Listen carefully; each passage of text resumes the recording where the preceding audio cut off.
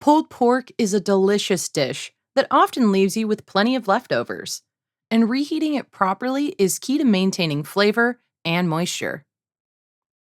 If your pulled pork is frozen, arrange it in a single layer on a flat dish and let it thaw out on the counter or in the fridge before reheating it in the oven. For optimal results, consider adding apple juice or barbecue sauce and mixing it into your pork just prior to reheating to prevent dryness.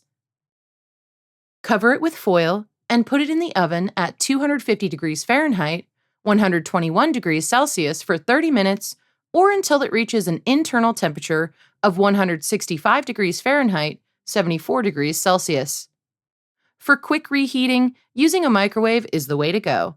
Transfer the thawed pulled pork into a microwave-safe dish and add a splash of apple juice or barbecue sauce for moisture if desired. Microwave on high in 1 to 2 minute intervals until the pork reaches a safe internal temperature.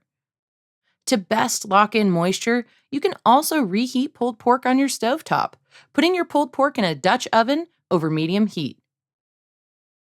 Add as much leftover juice from the pork as you can, then cover it with a lid.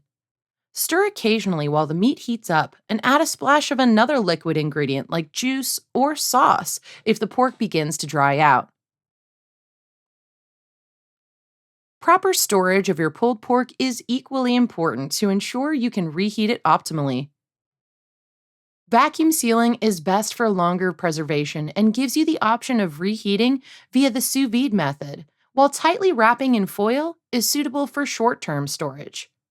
Additionally, removing excess fat from the juices before storage helps keep the pork healthier while preserving the option to add the juice back for moisture when reheating. With these tips, you can relish flavorful pulled pork meals time and time again.